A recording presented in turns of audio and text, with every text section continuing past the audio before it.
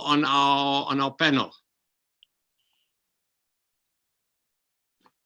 All right, excellent. So we are live, ladies and gentlemen. We apologize for this technical difficulty that we've had.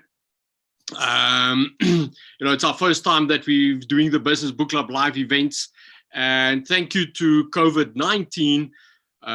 We've actually been forced in a very opportunistic way to go online with the Business Book Club. But welcome. Before I share with you too much about the Business Book Club, I'd like to welcome everybody to tonight's event. We've got an amazing author, Norman Moyo, with us tonight, who's spending his precious time with us and our community at the Business Book Club.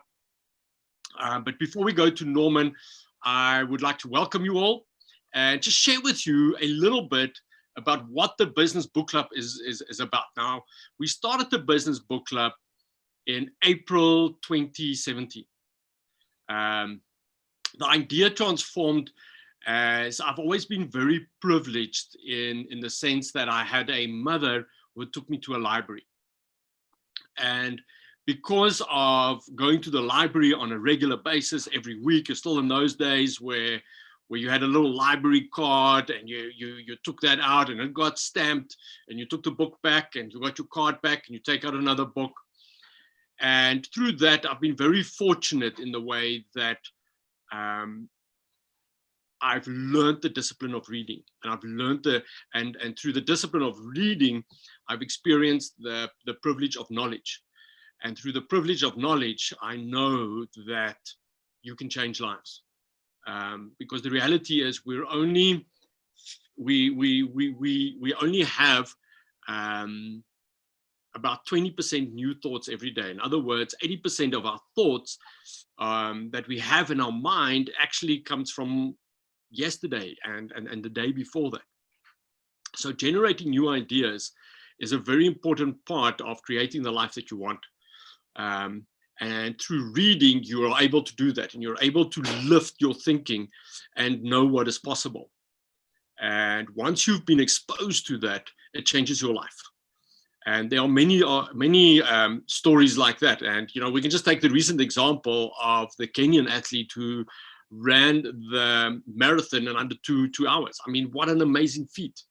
And nobody thought it was possible, but he's done it. And now that he's done it, he has shifted our thinking of what is possible and what we can do. And that's the gift of knowledge.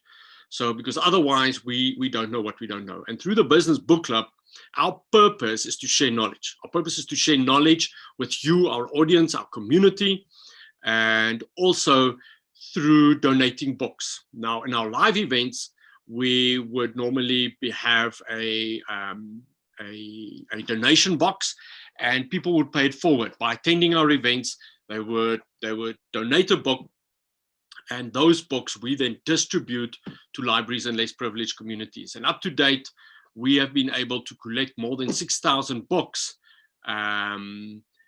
for distribution to libraries and less privileged communities. Because we're an online event, you can obviously not give us a book at the moment, and hence why we've changed our model to accept donations, and those donations will then be used to collect, to buy books so that we can distribute that and share knowledge, because that really is what the Business Book Club is about. It's about sharing knowledge to you, the audience, but also then to communities in lesser privileged areas. All right, so before I go ahead and start my conversation with our esteemed author tonight, please feel free to ask questions. What you can do is you are all on the YouTube channel, and ask your question. Once you ask the question, we'll get it through on our side. We've got a panelist here, and we will then engage with you and reflect on those questions and have a conversation about it. And I will pose them to Norman, and we'll see what Norman has to say. All right, so without any further ado, Norman Moyo, welcome to the Business Book Club, and welcome to our first online event. Usually there's a crowd and we give a round of applause. So I'm just going to say welcome, Norman. Welcome to our event, and thank you for spending your precious time to sharing with us your insights. And Norman, you wrote the book Rumble in the Jungle. Now when I look at that title, I almost go and I think, but there's it sounds like a boxing theme. Rumble in the Jungle. But your book isn't about boxing. Your book is about African leadership. But Norman, first a little bit about you before we talk about your book. You are currently the group CEO of Econet Energy. But more importantly, it's your track history. Over the past 15 years, you've been with Standard Bank Chartered in Zimbabwe. You've been in the hospitality industry in South Africa and Botswana, and then very much so in the telecoms industry in Zimbabwe, Zambia, Nigeria, Bahrain, and Tanzania. So, from an African perspective, you've really been around. And I don't want to ask you your age at this stage, but you've obviously you've got a lot under the belt for somebody that is as young as yourself. And I know that at the age of 29, you were offered a CEO position, and you turned that down. But you can share with us a bit more about what because you don't tell us in the book. But I'm going to ask you tonight why you did that. So brace yourself for that question. But some of your achievements is you've done 3 major business turnarounds. You've received and were awarded 2 merits by the Global Telecoms Business, top 40 under 40 leader in 2011, and the top 25 global telecoms leader in 2012, together and brushing shoulders with the CEOs of Apple, Google, and a few other. So Norman, you've been around. You've got a lot of experience for somebody your age. And I guess that's where the age-old thing goes. It's not about age. Age is just a number. But you've managed to get quite a lot under your belt in the past 15 years. So why did you then write the book? I mean, because I know you say that this book is so that you can teach people about leadership. But why did you write it now? Or, well, you didn't write it now. You only wrote it in 2014. But why did you write it almost so early in your career? Just share with us, what was that pivotal moment? Did you just wake up one morning and you decided to write it? Did somebody ask you? Did your wife or girlfriend nag you? Did you have a best friend that pushed you into writing the book? I mean, what is the big reason for you to write this book, Norman? Thanks, Jacques, and thank you to the listeners and viewers. I'm glad the technology worked, because I told you earlier on that technology never works when people are watching, and it didn't prove me wrong today. So we lost a good 20 minutes. My apologies to the viewers for that, but I think it saved me well, because I was trying, regardless of, it was working perfectly well before, but I said, as long as we want it to work, it will fail. And today, it didn't prove me wrong. I've been in technology all my life, so it continues to baffle me. But again, it's a great asset, all of us. I believe I've got people from the UK, the UAE, from Zambia, Nigeria, who have been asking me about this particular event, and I hope they will actually get to join so we can share. I think to your question, I always like to say I have paid my school fees in the continent. And some of them have been very expensive school fees. Moving around both Southern Africa, West Africa, North Africa, and a bit of East Africa, you learn a lot. And when you learn those things, sometimes you realize, some of them were punctuated by great successes. Some of the successes, like what we did in Zambia, found its way to the London Business School as a case study of how to do a turnaround. For 5 years, they were actually lecturing that case study of Zambia. Now, I asked myself, how can I replicate some of this? And the ideas didn't come from my head. I read a lot of books and I applied a lot of the things that I learned and I applied them into the businesses that I was working in. And I saw the results. And I almost repeated the same when I went to Nigeria. I saw the same results. Then I thought, maybe there is something that I can share with people. One of my values is called lifelong learning. How can I impart this value of lifelong learning? You know, I said in the book, if you want to hide money from an African, you put it in a book, because we don't like to read the book. So I said, well, if you put $100 in the book, I will find it, because I think there's a lot hidden in the books. So a lot of that experience for me, I felt it will be lost if I don't repackage it and write it from a Pan-African or an African perspective. Because let's face it, the hedgehog concept came from the good to great. Exactly. But how do you apply a hedgehog concept when you're trying to drive a business in Nigeria, where you have to deal with the tribal groups, you have to deal with the religion, you have to deal with things that they don't deal with in Silicon Valley. Only in Nigeria can you deal with those things as a leader. And as a manager, I needed to almost crystallize some of these concepts, take wherever I need to take them, share the actual experiences on the ground, and repackage it and repurpose it for Africans. And that's why it's from an African perspective. So someone says, but doesn't the concept work? It works everywhere else, but then there are lots of books out there. I'm more interested in Africa. And I think we've got a leadership gap here. We need to close it. So Norman, what I'm hearing you saying is that you're not saying that leadership is fundamentally different across the broad spectrum, but what you're really saying is there's some nuances that you have to understand to be able to navigate through the African landscape, because your background, the African background, is different than any of the other continents. And if you don't get that, you don't understand leadership in the African context. And we all know that everything is about context. I mean, you could have theory and read all the books from all over the world. And sure, there are some nuggets, but you've got to apply it in the African context. And I'm very interested to unpack that with you. But before we go there, Norman,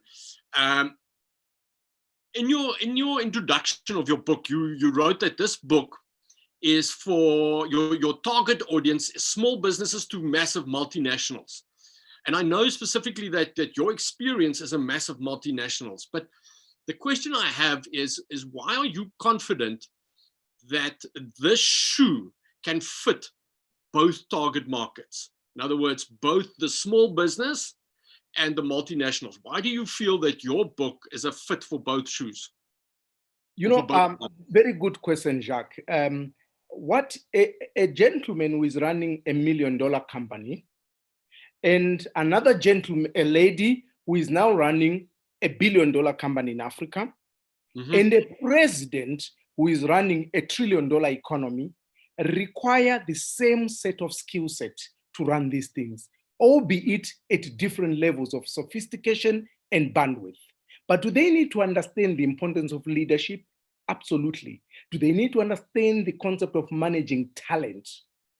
Both, how do you identify good talent, motivate good talent, enhance talent, and fit that talent in your team to make it a winning team? Whether you're running $1 million SME or a $1 billion corporate or a $1 trillion country. So I said those leadership skills are universal. They need to be understood. Now, it's different if you're running $1 million company in the middle of Lagos versus $1 million company in Silicon Valley. There are different dynamics you need to understand. The way you speak to the market is different. The talent you need is different. So whether it's leadership, my book is about strategy, it's about execution, and it's about output.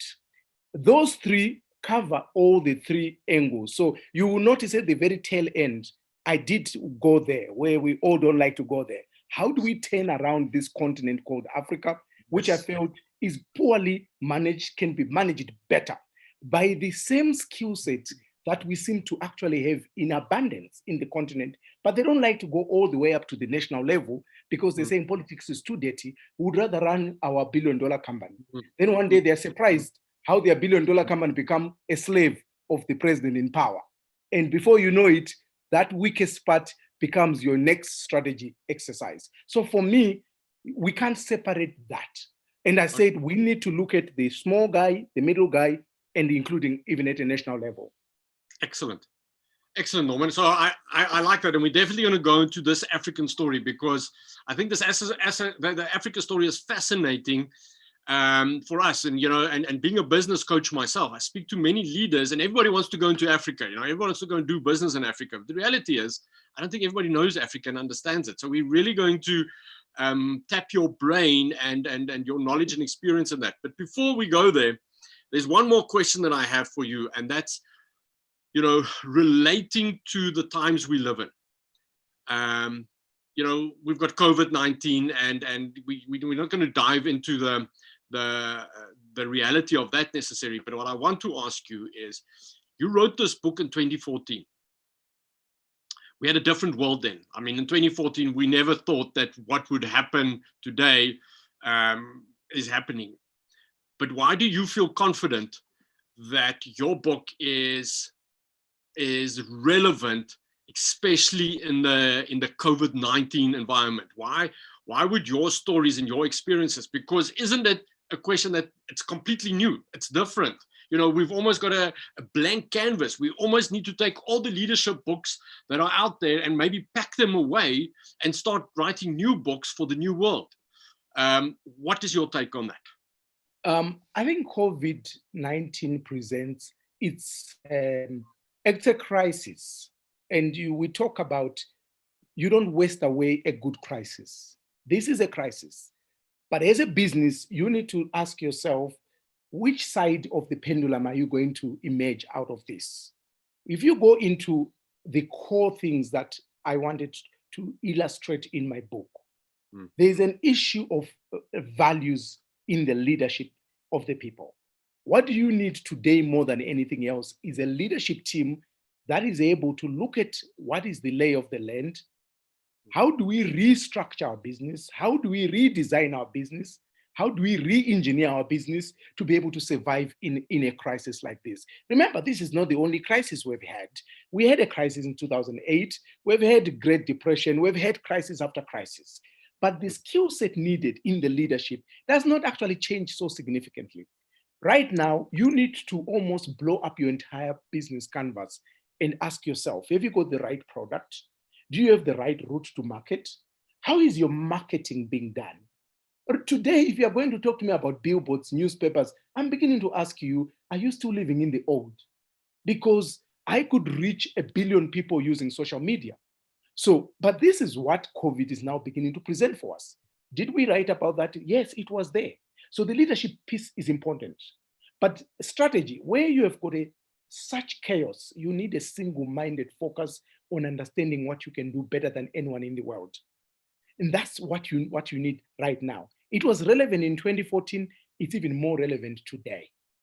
I talk about conflict in organizations and how to unlock that conflict and be able to, we say no skill, smooth seas don't make a skillful sailor. I love that one, I love it. Smooth seas don't make a skillful sailor. Yeah. COVID creates great sailors. If you can survive out of COVID, you can survive everywhere else. Now let's go back quickly. 2008 is where we saw the emergence of some of the best businesses, Airbnb, Uber, and the like. Out of this crisis, entrepreneurs should start looking for a new need, for a new niche, for a new market, and a market that could actually emerge out of this. I'm not saying businesses are not going to go under. This is a very serious problem. I don't think we've seen it to this magnitude. But are the principles still the same? Yes, they held in 2014. They're even more relevant in 2020. I love what you're saying, because, you know, when you, and I love that saying, smooth weather doesn't make skillful sailors. Yes. And this is really the opportunity to hone new skills and stuff like we're doing with the Business Book Club. I mean, we would have never have learned these new skills and taking our market online if it wasn't for COVID-19. And I guess we could have easily have gone and said, well, we'll wait until it's all over. but we know that we've got a purpose, and we know that we've got value to add, because I guess that's really what it's about. As long as you're adding value, people would want you.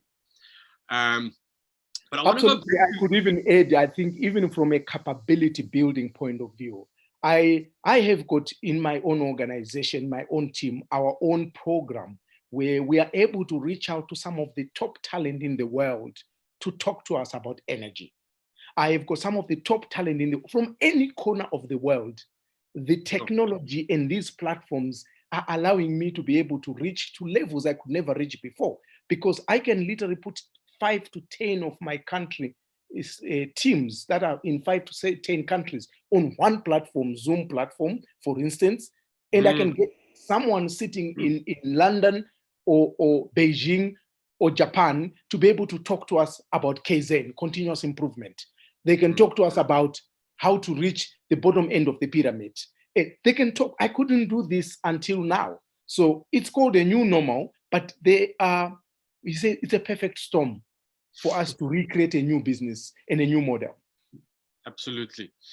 And Norman, I mean, with that said, and knowing that leadership is important in this time of crisis, you've had lots of practice of that in boardroom politics. And in your book, you share a lot of your stories, and the fundamental of every story that I read about what you did took it down back to values, took it down back to what you stand for. So what advice would you be able to share with our audience on values? Because sometimes I feel like values get spoken about like a commodity.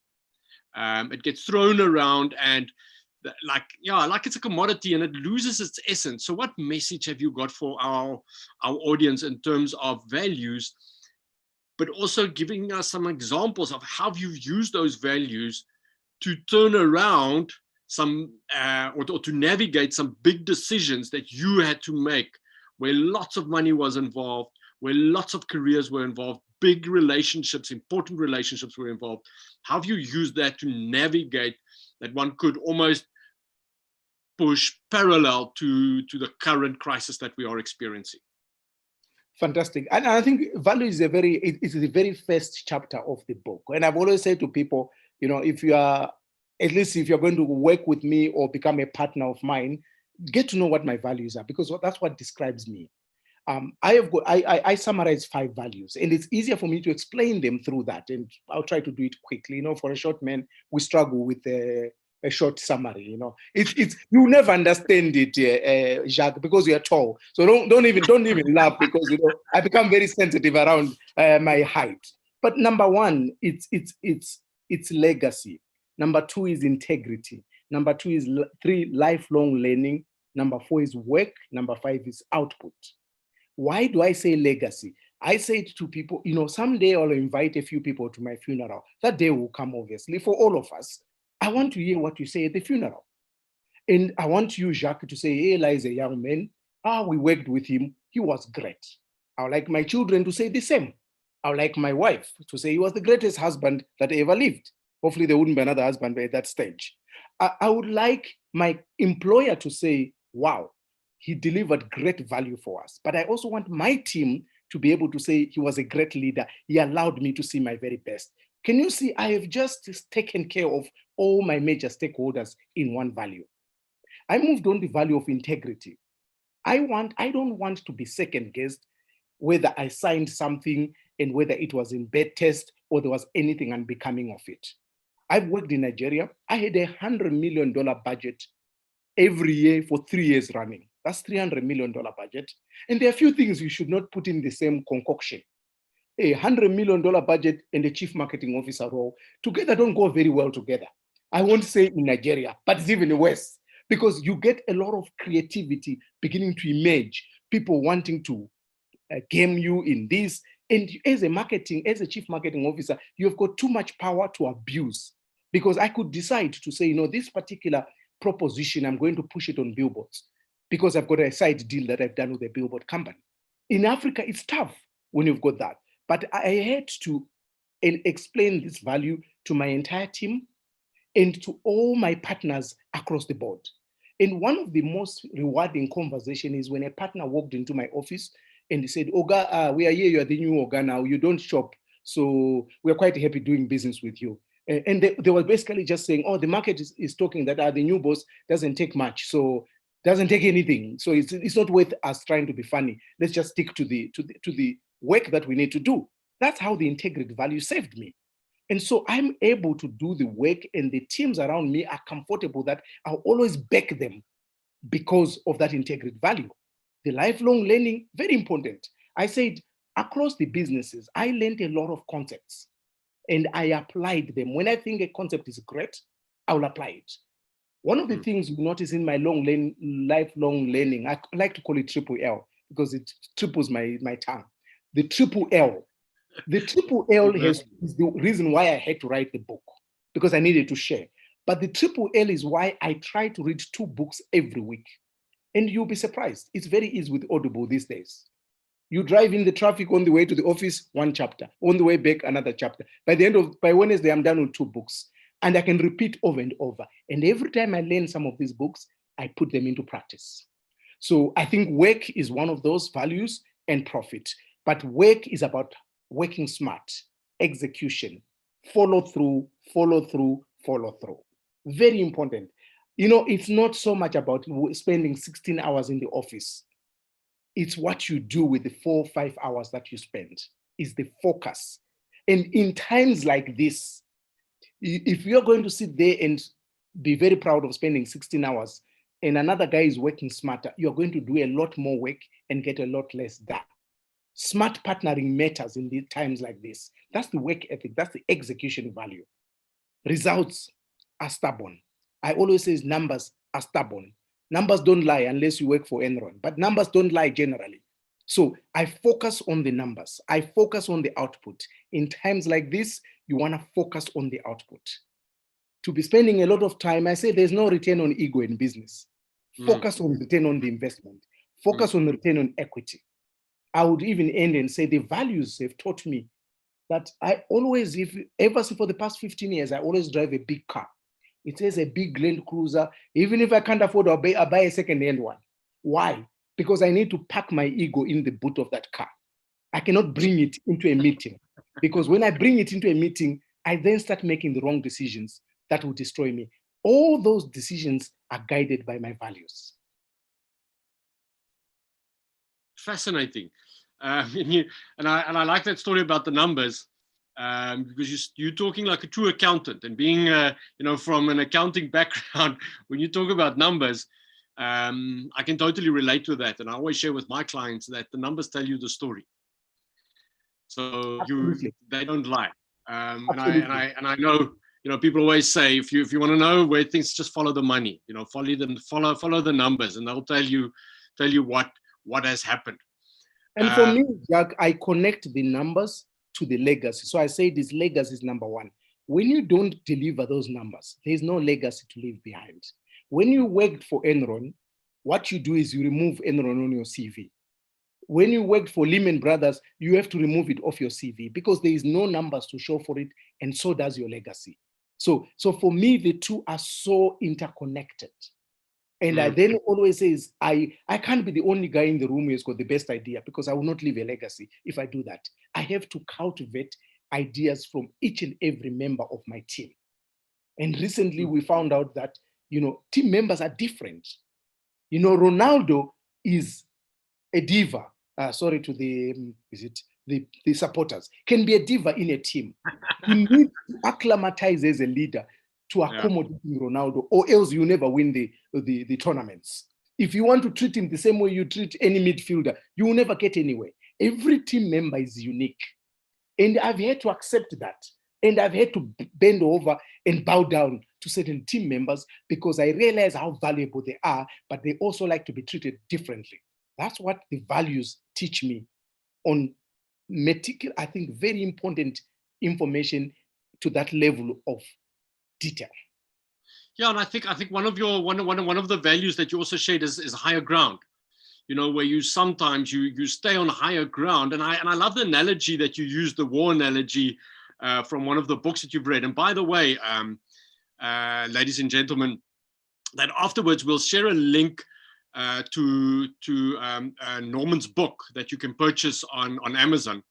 And what COVID has actually done is, I'm quite a tactile guy, so I like books, and you know, we've got a big library. And for the first time, I was pushed because I had to read Norman's book for this interview, so I had to go onto a Kindle and read it. And actually, it was a breeze, and I actually loved it. But at the end, I think it's right at the end, Norman has got a very, very nice reference of books, and I've actually gotten most of them already on my next reading list. And in there you talk about the art of war and the higher ground. Okay, so just to bring us back to the conversation. And the higher ground is sometimes the place that you've got to take where you don't take sides, Norman. And I think that can sometimes be extremely difficult. Please share with us your experience of not taking sides. I think one, there is a concept of, I think someone said to me, people run away from their managers. People never leave organizations. Not only, sometimes they do leave because the money is good on the other side, but mostly people are driven out of organizations because they're not happy with their managers, particularly their line managers or a few people on top of them. And so we always chase away people.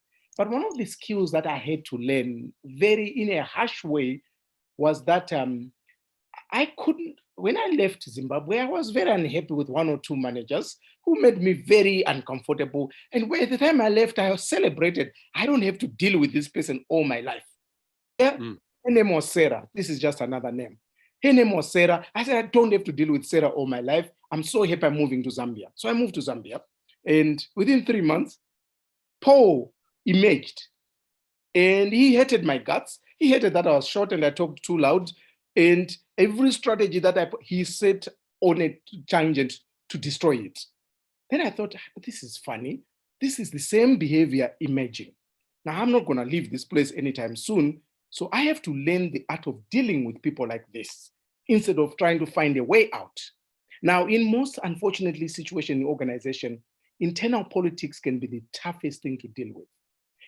It's actually so underrated because you hear people talking politics. I don't like my manager, is this. I said, you don't have a lot of options to say, because I'm not getting along with Jacques, I'm leaving this organization. Because guess what? The next company, just get there, give yourself 3 more months, the next Jacques will appear. And they normally mutate. They even become worse. So by the time I moved out of Zambia, I had to deal with my demons, those people that just are difficult for me to deal with. And then I learned something from there to say, you know what? I need to learn to always stay on higher ground. My integrity value should always protect me to be able to stay on higher ground. There will always be internal conflict in organizations. I need to always, and it's not the easy part, but I need to always take the higher ground. They says when two elephants fight, the grass suffers on the ground. That is a fact. But when those two elephants fight, unfortunately, in Nigeria in particular, I had them, and they were as big as elephants. These were two big senior executives at each other's loggerheads. I had a case study there. I get called 4 p.m. on a Saturday. I'm playing golf. Come to the office. There's a meeting. And I'm sitting there, and they went head on, and we needed to take sides. And everyone had to take sides. And I said, but why do I have to take sides? I think there's a good conversation to have here. Let's have it. There was no room for that. And I was told, I was given words. You are a wimp. You don't have a backbone. You are this, you are that. So I took it like a man, and I cried on my own. Then by 8 p.m. of the same day, one of the belligerents called me and he says, thank you, Norman, for your professionalism in that conversation. And I'm sorry that we put you in a place where you were very uncomfortable. And I swear to you, barely 30 minutes later, the other belligerent called me and also apologized. Then I asked myself, I doubt they called the other guys who took sides. But I said, what was even worse was there was a losing party to that debate, right? Even in terms of votes, numbers. Guess who ended up winning the debate was the losing party. We all had to work under that losing executive. So you can imagine how complex that relationship can be. And in some cases, then you have to leave. Most people have to leave the organization because you've failed. So for me, it said, internal politics, you've got to master the art of working in organizations. You can never run away from politics. In fact, I said, take your wife, you and your wife, you're fairly safe. Bring in a baby until they get to 6 years. By the time they're 7 years, they already mastered the art of politics. They know how to play mom and dad. Bring in another one, or by the time he gets to 10, 15, that's a political company. It's worse than ANC versus EFF because there's enough politics going in there. Emotional intelligence is key in environments like that. And it's not something you pick on the streets. You've got to learn it. And I wanted to actually share that concept of emotional intelligence and how to survive and thrive in tense environments. And Nigeria put me in the center stage of that. I had to deal with the religion, with the tribe. I also had to deal with ageism and sexism. People were very unhappy that I was an executive at 33 and I was short and loud. And that doesn't work very well sometimes. But you're leading us into the next conversation. But before we go there, because I think it's time that we start talking about Africa and the Africa continent and how to do business there.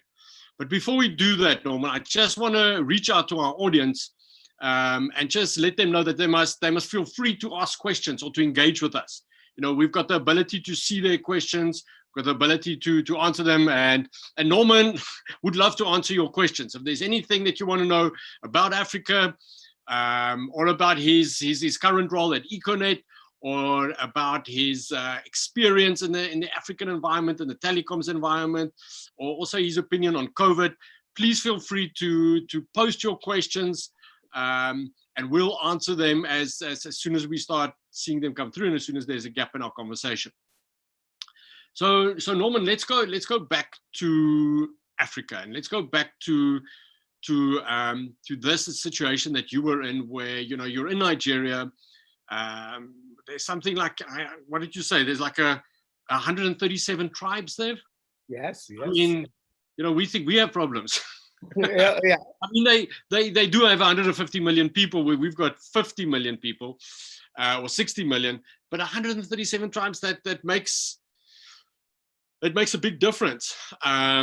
But how do you navigate that, especially, because in one of your comments, and it's also quite well known, is where you say you need local knowledge. So here you are. I mean, before you went to Nigeria, you worked in Botswana or South Africa, or did you work in Zimbabwe? Zambia. So you were working in Zambia. So from Zambia going to Nigeria, you weren't a local boy. You weren't one of the tribes, which is actually contradictory to what people say. You've got to be a local to be able to operate there.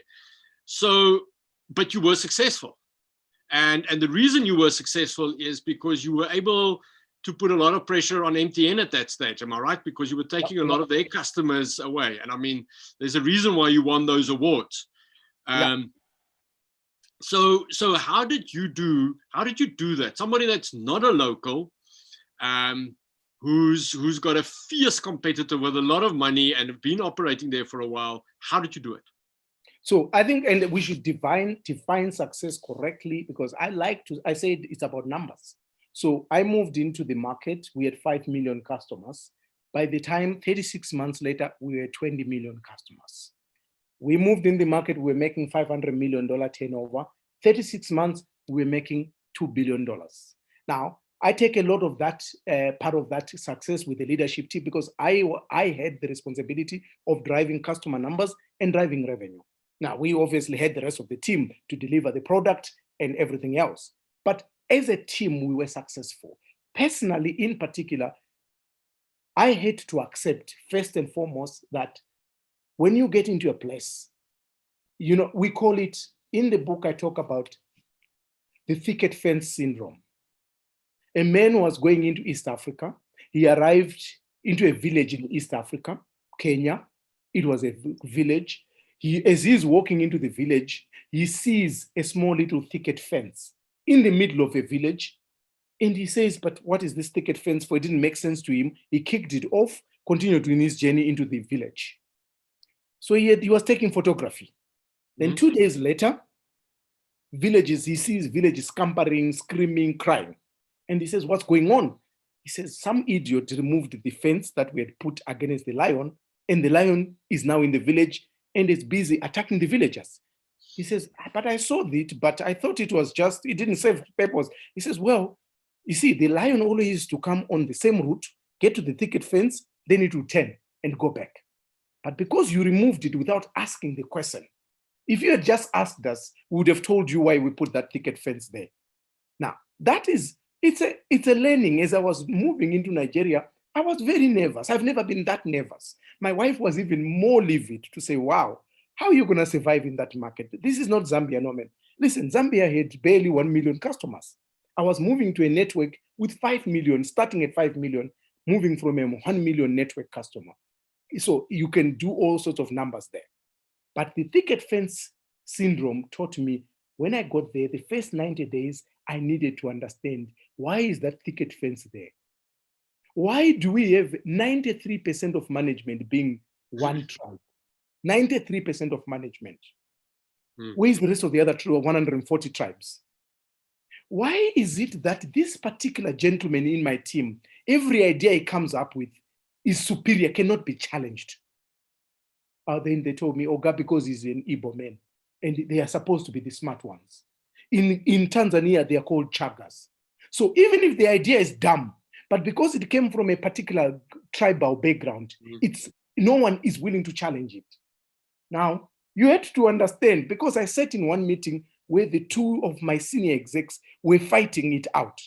And I couldn't understand, because it was so obvious to me that one had a much stronger proposition than the other. But guess what? The other one nearly won until I had to override it. And I was called on the side, says, Oga, you've just done something very unusual. You know, this particular gentleman in this company, he's one who comes up with all the ideas. I said, but his idea is not correct. He says, yeah, it doesn't matter, Oga, but he's Igbo. So it's what it is, accept it. I said, well, then we have got a problem. How do we work things out? But I had to humble myself to learn. I had to apply the thicket fence syndrome to learn. My first ever pitch to the executive team was trashed, completely trashed. And I couldn't understand. Then we called in McKinsey and Company. I gave them the same dossier that I had presented to the executive team on the strategy. They took 2 weeks. You know what you do with the consultants, nothing personal, but they'll take your watch and then they'll tell you what time it is. So they took my dossier, they cleaned it up. They did a brilliant job. When they showed me, it looked even different to me. And they presented it and it was approved. Then I was concerned, what exactly happened? Because it's the same dossier. Then they said, did you go to the CEO's office house? I said, to do what? He says, you have to walk the CEO through your story first. I said, I can't do that. That to me sounds like I'm bribing the CEO. He should come to the executive meeting and I'll present my story there. He said, no, guy, it doesn't work like that. If you present it in front of the CEO, in front of the other executives, you're a marketer, you talk in lingo, you put abbreviations. How is he going to ask you what does TOMA means, top of mind awareness? In an executive meeting and he's the CEO, he's supposed to know that. Now, because he doesn't know that, you have just put him in a corner where he's going to trash what you have just done because you didn't walk him in his comfort. Then I thought, oh, the light came on. Now I understood. So I spent the 90 days learning. But after I got what I needed to get, I moved into the execution. I love that story. I love that. I mean, that's, yeah. So it really is. And I mean, you that's a thread in your book as well. It's about execution. It's the little secret that has helped you take things to the next level in your career. And Norman, I see that there's a comment here from one of our audience members, Steady Shumba.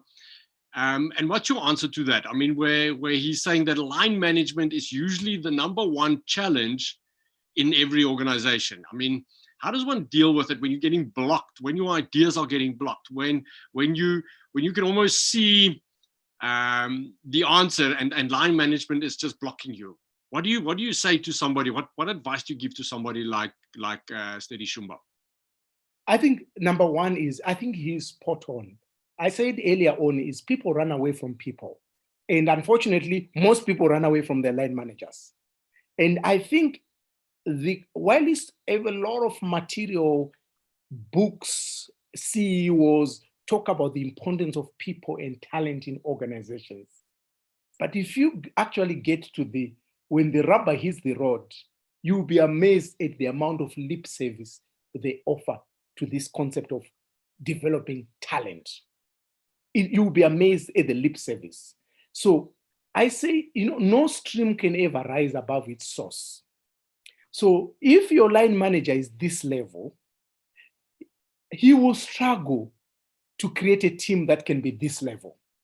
The team can only start at the level of the line manager and below. And I can tell you, when you've got great talent, a poor line manager does not appreciate that. In fact, sometimes they even feel threatened. So a line manager dictates so much about the character and the DNA of an organization more than anything else.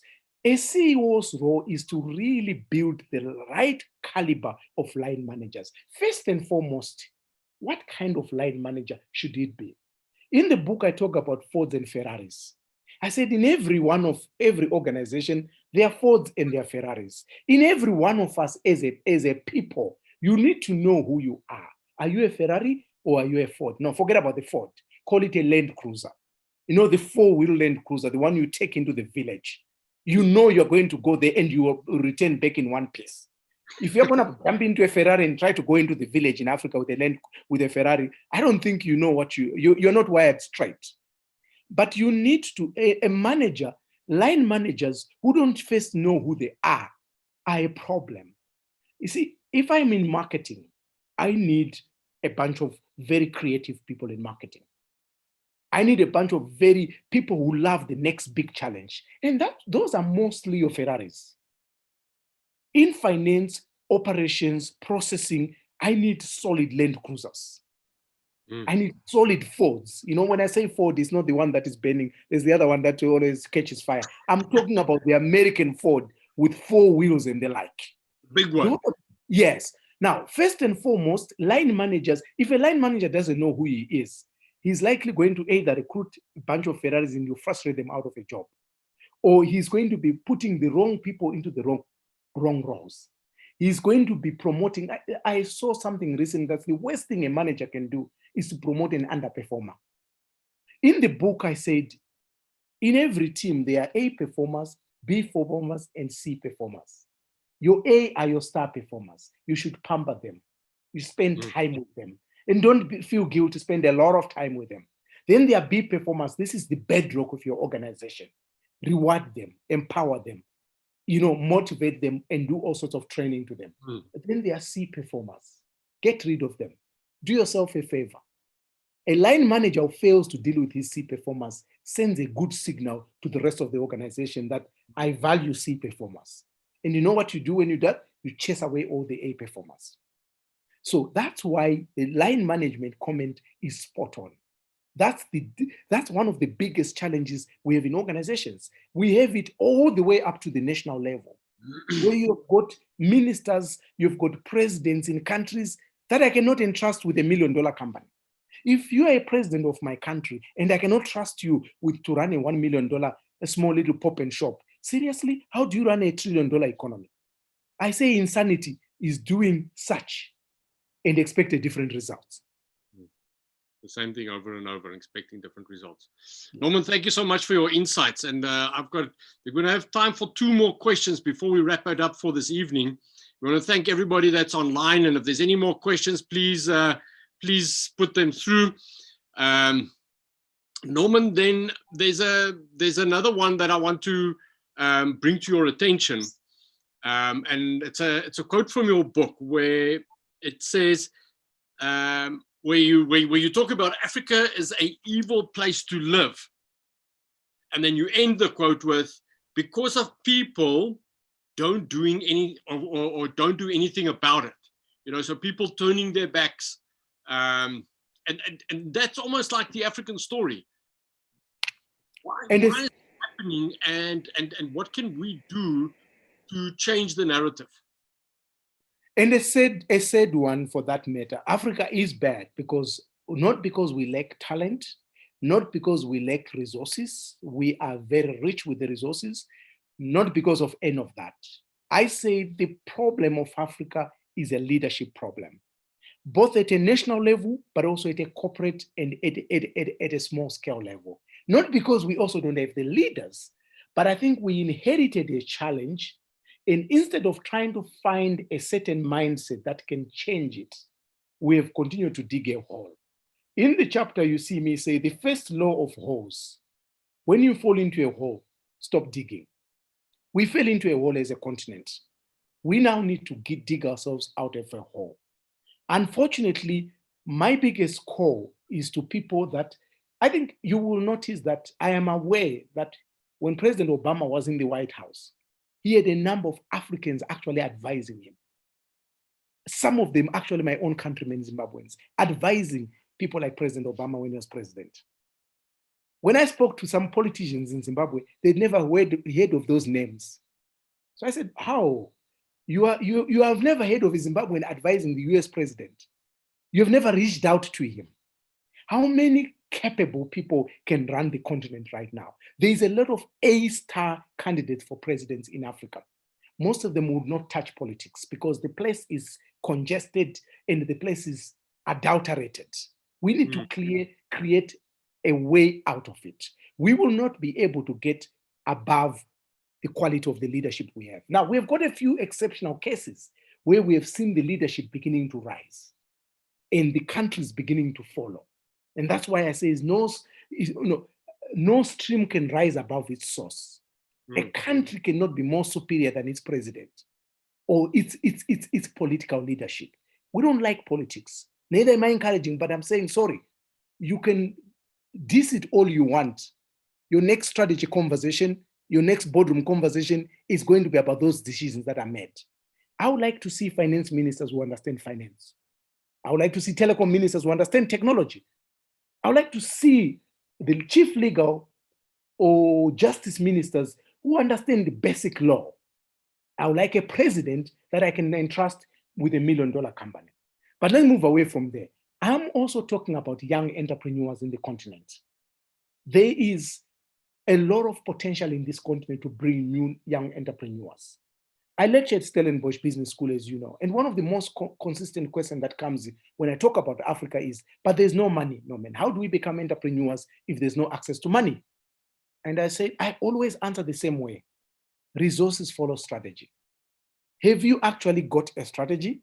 Now they say, yeah, but I have to be white. I have to come from this tribe. I have to come from this. I have to be this. I have to be BEE compliant.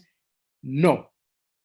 I'm sorry, whether you're white, black, Indian, colored, if you don't have a bankable story, even if you come to me as your cousin, I will not give you $100. Now, I try to encourage the continent, especially the young talent in the continent, to say, let's start looking at reimagining how we build the continent of Africa by creating jobs. And I don't go too far. Why don't you start doing goats? Because I do experiment with these things. I started a goat business and I actually made tremendous money doing goats. I bought goats for $500. By the time I finished, I was sitting at $1,500 in a space of 9 months. Now, let me also tell you a story. Airbnb borrowed $500 from their mother to build the first website. They are now in 80 billion, only in 2008. They didn't have a rich cousin. They didn't have a rich brother. They were not a Dangote. So as a continent, we now need to find ways to build an entrepreneurial culture from the grassroots on upwards. In fact, some of the beauty of COVID is we as a continent are not as interlinked to the global economy as maybe countries like South Africa. So you will find out that we might actually still be able to emerge and rebuild our SME economies if we can cultivate a culture of entrepreneurship. Now, if I collect with the political leadership, there are certain countries in Africa that have started embracing it. Places like Rwanda, we're setting up a companies one day. Botswana is coming on board. Kenya is beginning to come on board. South Africa is beginning. Now we need to connect these two and start harnessing the bottom end of the pyramid and create entrepreneurial people and bring them up. Please don't worry. Money is not the biggest problem. It's more like the idea that is lacking. If you have got an idea, visit your friends first. There's something called crowdfunding now. If you can't sell your idea to your family, don't try to sell it to a bank because they won't buy it. I love that advice. That's very, very applicable to this conversation. Thank you for that, Norman. Norman, we've got time for a last question. I see there a question from Terence. So Terrence's question is, Norman, considering your book is about leadership from an African perspective, what is your advice on doing away with the mediocrity mentality saying, or the excuse of this is Africa? What advice have you got for Terrence on that? I think it's a very uphill task. My first advice to Terrence is the only way we can really show a story is to showcase some of our success stories. I obviously, because I like to read a lot, I have gone through the story of Dangote in and out, Mo Ibrahim in and out, obviously my own boss in and out. I have gone through a lot of stories, including the Rockefeller, the Rothschild, and there is one pattern that I see across all those people. It has never been an attitude. It's an attitude of a can-do attitude. It's the frame of mind that each of them had. I even had to go to Cecil John Roth to just trying to figure out how did some of these things like De Beers come up. There's nothing unique that I've seen in all that. It was in Africa that they came and they became some of the richest people. What was Dangote doing when he started? What business was he doing? The problem is we like to copy. We like to see what they do in China and we come here and we want to replicate. Sorry, if they're doing in China, they've got enough capacity, you can never beat them. In the book, I talk about the hedgehog concept. I said, you have got to do something that only you can be the only one who can do it better than anyone in the world. Guess what? I like sweet potatoes. And I like particularly sweet potatoes from Zimbabwe. And let me also tell you a fact. There is no other sweet potato in the world that tastes the same way as the one you find in Zimbabwe. And I had a rude awakening one day in Dubai. At my daughter's 10th birthday, I'm sitting with my family and I ordered, and it was written Zimbabwean sweet potato. I bought it. First and foremost, the bill when it came, my bill alone was more than the other 3 family members because of that word Zimbabwean sweet potato. But when I finished eating it, I did not regret because the taste, the palate was so different. The taste was so different. Then I say to myself, why would that be the case? Then I found out you cannot grow that sweet potato anywhere else except in a soil somewhere in a village in Zimbabwe or somewhere in a town in Zimbabwe. That's a very unique proposition. None of us today with these on-demand platforms,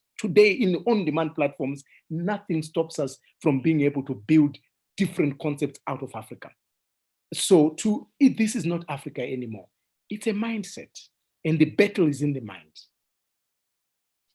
Excellent. Norman, can you do one more quick question? I think it follows on very well on what you're saying now. And I'm almost not going to give you an opportunity to answer me because if I ask you the question, then you have to answer it. But a quick one. Where would you focus? I mean, if Norman had a blank canvas, where would you focus to start a business in the post-corona world? And where do you see the opportunities for entrepreneurs in this post-corona world? And this is a question from Jan. Very good question, and I'll try. Yeah, and I'm giving trade secrets. I shouldn't give trade secrets. But number one, I was reading about a company called LHG in the USA. And I'll give you free advice because remember, it's never in the strategy. I can share all my strategies. It's in the execution. Absolutely. So there is an opportunity today. People are scared to go to hospitals. I can tell you for a fact. You can build an app today, which will cost you $200 to $300 to build an app. You can conglomerate in any African country a number of nurses, put them on an app, and let them service people who are scared to go to hospitals. You will make money, make no mistake. The food industry will continue to be under threat, particularly with the organic people who are looking for healthy foods. Because all this idea of GMO is beginning to come to reality. People are scared of these innumerable diseases out there, and some of them coming from what you eat. They say you are what you eat. So don't underestimate the food industry, but also don't underestimate the fact that we cannot be eating Mexican chickens anymore. So why don't you start a chicken business? All you need is $100. Yeah, you do need $100. But there are very few people on this call or that I know that cannot raise $100, and start from there. Now, there is also an opportunity in the mineral space. Remember, the rest of the world is moving towards electric vehicles. That's a fact now. It's a given. What can you unlock from that opportunity? Energy is a crisis. What can you unlock from that opportunity? You have to look for a real need. If you are not listen, let me finish this way. If you try to do vitamins as a product, you will only get a vitamin kind of offtake. If you do painkillers, what do you call it? Panadol, where there's a real pain point, you will get traction. So be careful not to chase vitamins. Be careful to focus on Panadols.